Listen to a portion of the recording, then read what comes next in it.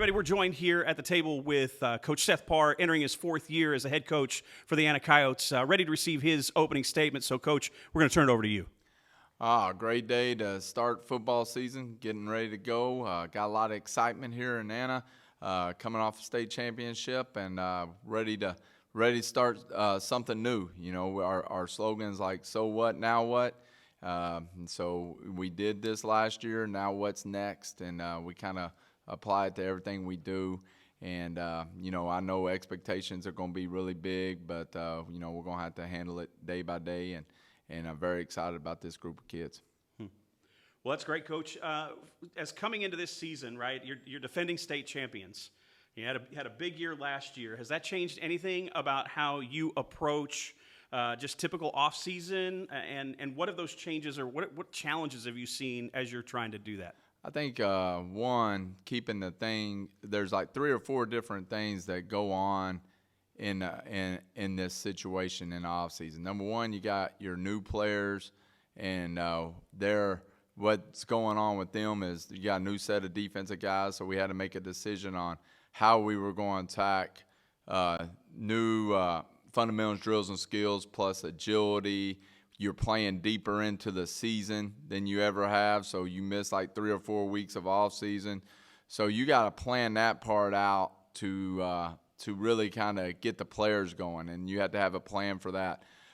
For the coaches, it was hectic throughout the whole time because, you know, one, we had to hire a lot of people with success. Sometimes people get new jobs and then they hire people. So, you know, and with the growth, we were able to add some coaches. So it was a constantly hiring period. So when do you start teaching the coaches this system? And then you would hire somebody, and then they would get head jobs, and they left. So, you know, we just got our last hire done for the whole athletic staff yesterday. So that's been the biggest challenge.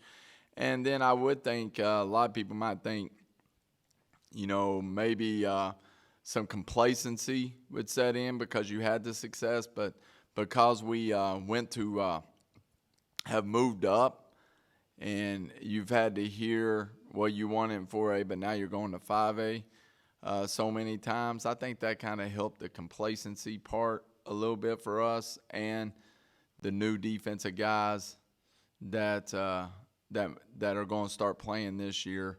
You know, they're kind of, you know, have to focus, and they don't have a reason to be overconfident because they've never done it. And, you know, and then being a town that's had some growth, you're always going to get new players. And we had around 3 or 4 guys move in, and they don't move in all at the same time. So then you got to teach and install multiple times, you know, the offense and defense. So you gotta get it in, and then you gotta go back and reteach, and then you gotta get it in, and then you reteach again. So that part is probably been the biggest challenge. So, Coach, you touched on this a little bit, but how has it been integrating the new coaches, and then your staff changing and evolving with coaches that you have, moving into new position? What's that like for you? Well, I think when you have philosophies on how to hire, it helps in a direction. So my philosophy on defense is that I want to bring somebody in that knows our terminology and knows our language and plays our system. And luckily I was able to hire somebody that played for the guy who installed the defense for me and Coach Ramos. So he was all the way from California. You know, we hired a guy in 2007 named Bill Williams, and he is from Poway, California. I don't know how to say it, but I would watch the videos, and I was, as a head coach and as an offensive guy, I was wanting to find a defense that I liked and that I could teach, that had some same familiarity as what I could understand on offense. And what he taught was fundamentals, drills, and skills, which I really liked. Little did I know the videos that I were watching in 2007 happened to be my defensive coordinator in 2020 doing the drills in high school. So that part has been a pretty good transition because I think it's more important for one person to adapt to everybody else's language than a whole other group of people adapting to another defense. So I thought in order to hire a defense coordinator, we really needed to hire somebody that the players already knew and we weren't doing too much of relearning. Now, you're always going to have some differences, but we needed to keep those as small as we can. All the other coaches, it's like, I usually look for coaches that are hungry to be football coaches and that have a passion for being a coach, period, and love winning. I don't hire resumes. I don't hire, where you've coached at or who you've coached or all that kind of stuff. My questions are pretty direct. We're going to wake up at this time. We're going to work in the summer a lot. I expect you to, go to things all the time. And if you want that type of load and you want to win, then that's the kind of guy we have. I don't really need to get you on the board or anything like that. I want you to know that you got to come in and learn our language, learn what we're doing, and then be able to be consistent enough to maintain it. And I think we did a really good job of filling that group out, and very excited.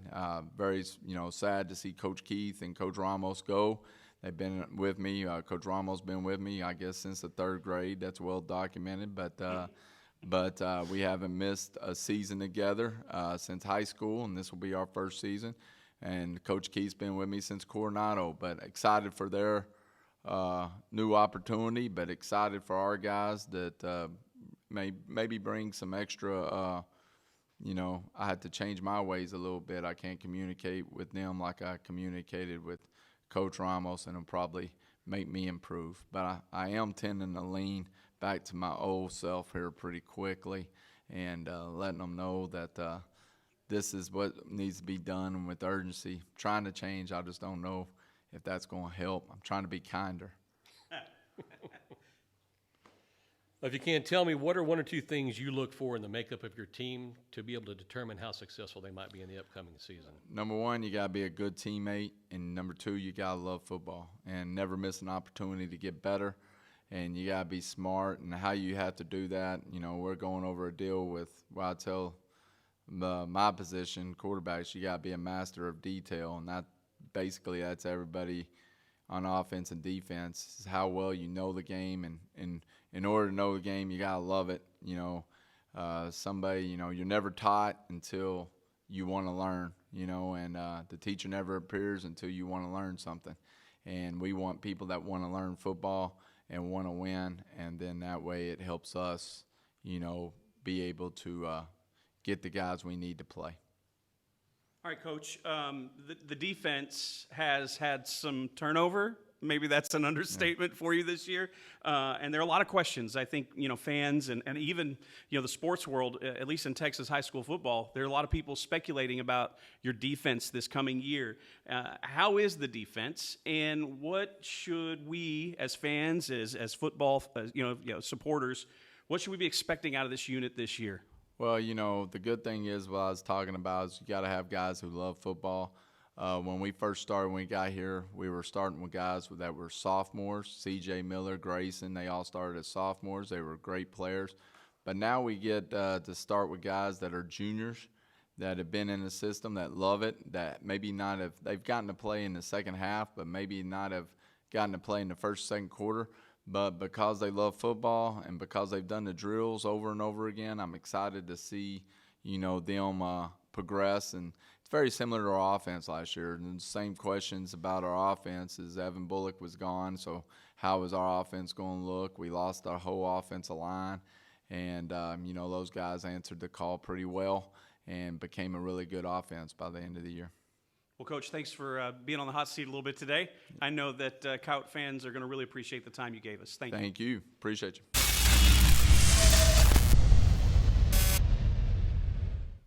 All right, Coach Rigg, thanks for joining us. Really glad you're here. Offense is something that a lot of teams look at. A lot of fans love. They fall in love with the offense, and so with that in mind, you're going to have a lot of eyes watching stuff that happens on that side of the ball. What are some things you've been doing this offseason to prepare some of these guys for the roles that they're gonna have to fill this year?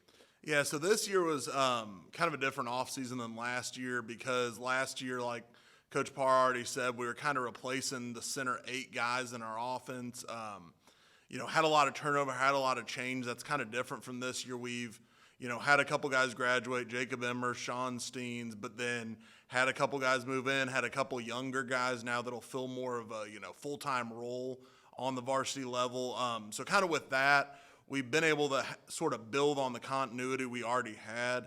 So, the offensive line, having our quarterback back, running back with Chumley and Zai, kind of building and expanding. We're kind of taking those guys from, maybe a bachelor's level of football now.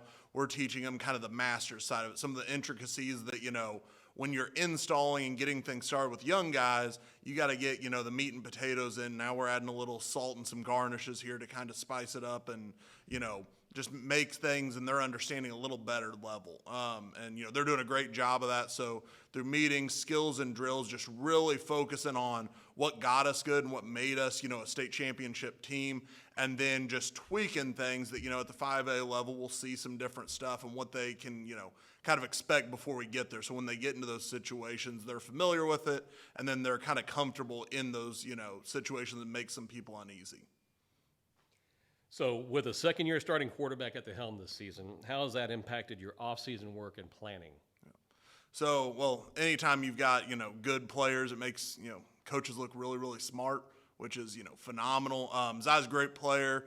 Really his kind of understanding of like I said, some of the intricacies of things and situations where, last year, sometimes he may rely on his athleticism more, but really making him a complete quarterback where he's a master of the system. We had him teaching, the new coaches the offense, so then he's able to see it from almost a coach's perspective. And I think really, when we've had success in the past, those quarterbacks have a coach-level understanding of the offense, and when they do that, we get really, really good. Because if they can teach it, then we know that they know the ins and outs of it, and they know even more than what they're able to talk about. So, kind of with that, he's a really bright kid, picks up on a lot, and, he's just such a great competitor on a daily basis that I think, he's going to be successful regardless of who's coaching him. But, just being able to kind of get him to that second year as a starter, it's going to be really exciting to watch. It's going to be a lot of fun. So what measurable expectations do you have for the offensive side of the ball week in and week out this year? Yeah, so, we got, some high expectations after last year. We just have to be, I think, probably start out a little quicker because, last year we had a really, old defense with a lot of experienced guys that were really, really talented, gave us a lot of opportunities on offense. This year we're going to have some younger guys come in, and we're going to have to really take the brunt of, taking a little heat off them sometimes early in the season, I think, especially as they grow into their deal, kind of like we did last year. But I think, if we can do that, it's going to be a really, really good year. But I think if we can just have those guys sort of come in, we get it rolling, and let those defensive guys sort of grow into the situation, they're going to be put in great spots by, the guys on that side of the ball. And we just got to take over, a little bit of that heat early on, especially. I think that's going to be a big deal. So everybody's talking about the move to 5A, right? 5A it's a different classification.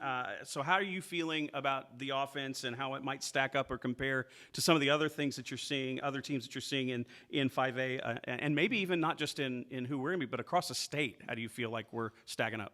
Yeah, through our district schedule, our non-district schedule, we're going to see the best of the best. We're going to see lots of state-ranked football teams, which is fun. You don't want to if you're playing at a place where you just get to beat everyone bad every week.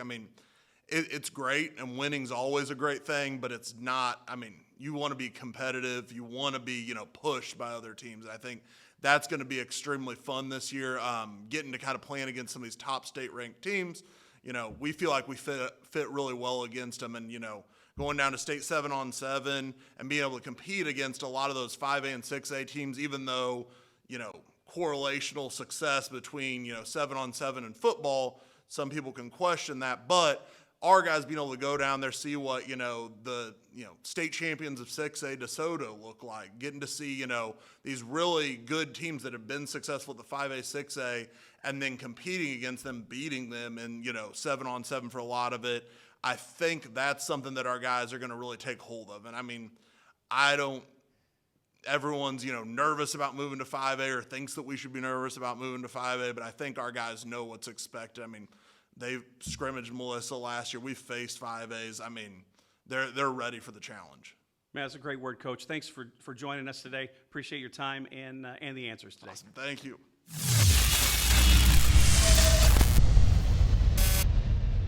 For taking some time to sit down with us. This is Coach Severe. We are excited to have a little bit of opportunity with you. We got a couple questions that we want, especially because you're new. Sure. We have some stuff that we want to cover. So coming in as that new DC, that defensive coordinator, basically in some ways a clean slate. At least that's, I think, how fans perceive it, is that there's a clean slate on that side of the ball. What have you been looking for during the offseason to build this defense around? Number one thing is toughness. I mean, we want players who are willing to be tough, be physical, fly around and be unafraid to make mistakes, be unafraid to make plays, just go out there and play really hard. And that was our kind of from the outset, that's what we were looking for. Enough guys. We had to find enough guys that are willing to be physical and set the tone on defense. And then from there, we're looking for guys who can handle it mentally, handle the mental toughness, the grind of the day-to-day practice, the grind of installing defenses and continuing to build on what we have. And so those are kind of the main two things I was looking for. If they're great athletes, if they're great, talent, if they're tall, if they're long, all those things are great. But ultimately it comes down to, are we going to be tough enough, are we going to be physical enough, and are we going to be able to line up and play really fast? Thanks, Coach. Pete Kane here. How's the adjustment been coming into Anna? First of all, I just love it because I can get around town really, really quick. I mean, Coach Parr has us working a lot of hours, so we're not always driving around. But when I do need to get to the grocery store, it doesn't take 15 minutes to get 2 miles down the road. So I've really enjoyed Anna. I've enjoyed the pace of the town. I've enjoyed the location. It's been a really good time. I mean, I love the people. The people have been great. Everywhere I go, if I'm wearing an Anna hat, a Coyote hat, or a shirt, you got people asking, what do you do there? How you guys going to look? And that's a change of pace for me, and I really enjoy that. I mean, that's growing up in California, you dreamed of that, right? When you see the Friday Night Lights, you just, you think the whole town comes to every game, and that hasn't been always my experience here in Texas, but in Anna, I feel like that is the experience, so I'm really excited for that. Nice. So who do you think might surprise some people coming out of the gates this season? The Anna Coyotes, first of all. I think I don't want to say we're a no-name defense, but I mean there's a lot of really good players, and to be honest, I want to see. I'm like you guys. I want to see. It's one thing to do in practice, but when the lights come on, it's a little different, right? We know we have kind of a proven commodity, so to speak, in Zayden Gentry. He's done it at a high level. We know he's going to bring some confidence and some energy to our defense. Cash Williams has been a playmaker last year. He had some really big plays for our defense. We have a D lineman we really like, Caden Banks. But ultimately, I'm excited to see. I think there's a lot of guys that are we're going to see how they react when the lights come on, and we have an opponent on the other side wearing a different colored jersey. Okay, so Coach, I've talked to some of these guys, and I hear a lot about MMA. I'm curious as to what's coming out of you. There's got to be some stories there because a lot of these guys are talking about, this MMA insert, something's coming out there, and I'm not sure where that comes from. Can you address that a little bit? Sure, I'm definitely not an MMA fighter. That's not me, but we did hire one on our staff, Coach King. Coach John King is just retired. I think he was a champion for over 4 years. In the MMA circuit. I'm not exactly sure which one. I know he's been in multiple circuits, but I feel really confident walking on the field these days with Coach Porter, who's about 6'4" and rocked up, and then Coach King, an MMA fighter. I mean, I feel really good. So feel really brave with those two guys. But that's probably where it's coming from, Coach King. Okay. And he's bringing great energy, and the kids love him. He's a great coach, so we're excited to have him on staff. Okay, all right. Well, in terms of your goals and expectations for these guys every day, Every day we know that you go out and sometimes you have weekly goals, sometimes you have seasonal goals. Goals and expectations are a part of everyday life in football. What are some of the goals and expectations you're putting in front of your unit on a daily basis, kind of on a weekly basis, and then what are you holding out for them like long term? I think number one, I've never been a big goal board guy. The goal is to win, right? So we got to do things day to day that give us a chance to win in the end. So day to day, we're trying to get better. We're trying to stack good days. We're trying to stack as many good days as we can day to day, and week to week. We're trying to stack good weeks, And ultimately, is there smaller goals that I kind of want to get this installed by this date? Yeah, I have those for myself, but I'm not really trying to put a bunch of weight on the kids of hey, we have to have this done or we have to do this. Ultimately, it's about putting them in tough situations day to day, getting better, stacking days, learning the defense, learning situational football, all those things that we do on a daily basis and just continue to do it really well. Fundamental skills and drills, do them really well every single day. And then if we do that, if we stack enough good days, the results are going to take care of themselves. Sounds great, Coach. Thanks so much. Appreciate you taking some time, answering some silly questions, and helping us learn a little bit more about some of the other guys on staff. And we're looking forward to watching this defense take the field. So thanks for joining us today. Thank you. I appreciate you. Joined now by Victor Rodriguez, our special teams and wide receiver coach. Welcome. Thanks for having me. No, thank you for being here. So most people don't fully recognize the importance of special teams. What can you tell us about that side of the ball and its impact on the game? Yeah, so, a lot of people, when they see a special teams play, they go take a quick bathroom, trip, or, they go, get this little Dr. Pepper like the one that's right here. But, here at Anna, we've established a lot of, importance on that side of the ball. We play all our starters on special teams. We don't care if you're an offensive starter, defensive starter. If you bring value to our special teams, we're going to put you in there. And, we spend a lot of time on that on that unit.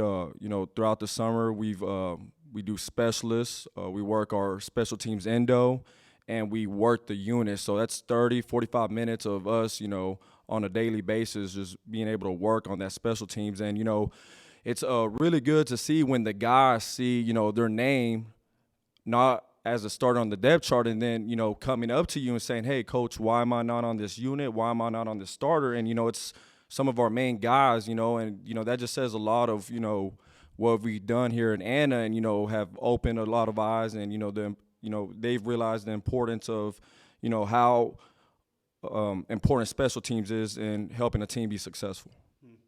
So along with special teams, you also have the wide receivers, right? Yes, sir. And that looks to be a pretty stacked room. Yes. Just from our perspective as fans, who out of this group is really starting to impress you?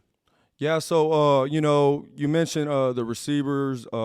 This is probably like one of the most, as far as depth that we've ever had, in the receiver room. Ronald Bell is coming back to us. You saw how electrifying of a player he was, just plays really hard and is really athletic, has a lot of speed to be able to, stretch a field vertically. You got, Ashton, one of the move-ins from Houston Tomball that is going, he's a phenomenal receiver, is going to bring a lot of worth to us. And, another name too is Edward Chumley that, we kind of use to be able to, catch the ball as well. And those are three guys that we're going to use a lot on our special teams. And when you got a lot of those guys that have a lot of, the speed that they have, it's going to help us a lot be successful on special teams. So who's kind of flying under the radar on special teams? Who's somebody that people are going to be like, oh, wait a minute, that he's on special teams? Like who's one of those guys that might get people's eyes popped out? Yeah, so one of the guys that has kind of been under the radar for the past 2 years, and it's because the guys that were in front of him, C.J. Miller, All-State linebacker, and Grayson Stewart is Austin Crowley. We love the way on how Austin Crowley has developed as a football player. He's going to be one of our stars on the defensive side of the ball, and he's also going to be one of our starters on special teams. So, just all-around football player, loves the game, brings some toughness and some intelligence that, is going to help us out a lot. So is there a school that you are looking forward to playing this year, or maybe facilities that you're really looking forward to getting to visit this year? Oh, man, the games that I'm looking forward to I look forward to all the games, but the games that I have circled on, my calendar is, the team that's down south, not, that's in red, Melissa, I'm excited to play them, and I'm excited, to show, everybody in Collin County that, hey, we're the better team. When you hear a lot about, Melissa and, them being the best team in the county, I'm ready to, show people that, no, it's the team in purple that's better. And then Lovejoy as well. So ready to see on, how well we play against them. Well, Coach, we can't wait to watch both your units go to work. We're really grateful for your time today, and thank you for taking the moment to answer these questions today. All right, thank you.